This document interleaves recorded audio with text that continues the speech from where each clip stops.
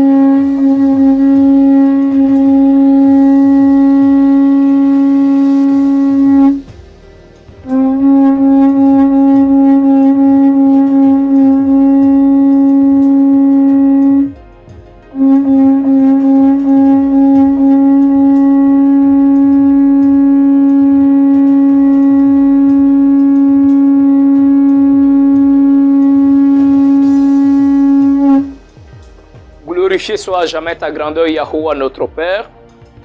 Au nom de Yahushua Mashiach, ton bien-aimé fils, ainsi soit-il. Alors, mes bien-aimés, j'espère que vous allez bien. Moi, par la grâce du Père, ça va. Alors, on va immédiatement rentrer dans notre sujet. Mais avant de le faire, comme je l'ai dit, nous allons d'abord voir l'avertissement que l'apôtre Pierre Even nous donne par rapport aux écrits de l'apôtre Shaoul. Parce que cela est très très important. Parce que c'est la première fois qu'un apôtre écrit une lettre. Et dans sa lettre, il parle de son ami apôtre et il met les gens en garde par rapport aux écrits de son ami. Ok, vous voyez? Alors c'est la première fois. Alors nous allons lire dans 2 Pierre, le chapitre 3. Ok, 2 Pierre, le chapitre 3, le verset 15 à 17. Alors voilà ce qu'il dit. Il dit: considérez que la patience du Seigneur est votre salut.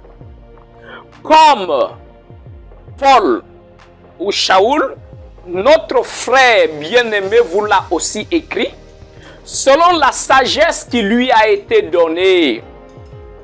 Ok? Il le fait aussi dans toutes ses lettres où il parle de ces choses. Ok? Dans lesquelles il y a des points difficiles à comprendre. Vous comprenez bien? Il dit dans lesquels il y a des points difficiles à comprendre que les personnes ignorantes et mal affermies tordent le sens comme elles tordent aussi les autres écritures pour leur propre destruction. Vous donc, mes bien-aimés, puisque vous le savez d'avance, prenez garde de peur qu'entraînés par l'égarement des hors-loi. Ok? Le mot hors-loi, en fait, qui est utilisé dans le texte grec, c'est le mot idios. Ok? Souvent, les gens ont l'habitude d'insulter des gens en disant idiot là. En fait, le mot idiot vient du grec idios. Mais idios, ça signifie quoi? Ok? Le mot idios signifie tout simplement être sans gouvernement, être sans chef, être sans autorité. Ok?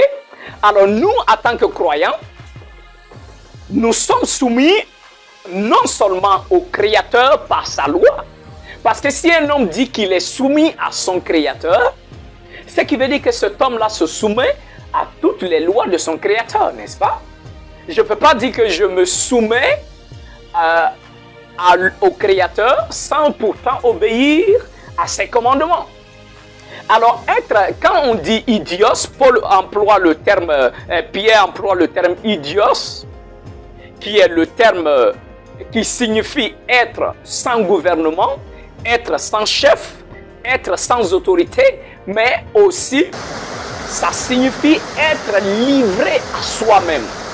Okay?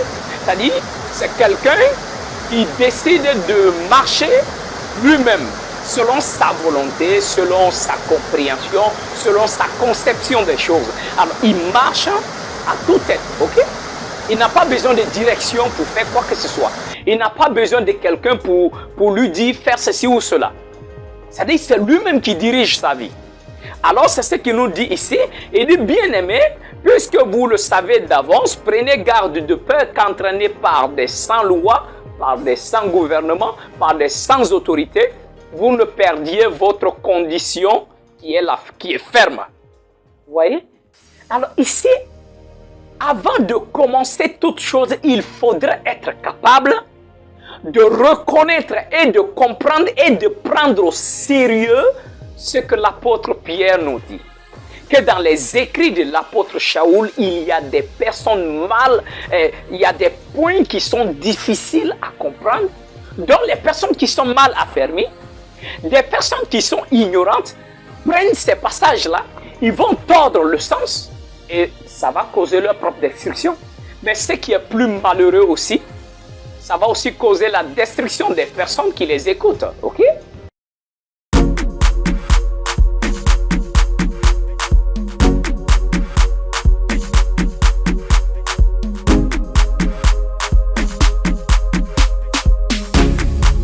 Jérusalem est ma maison.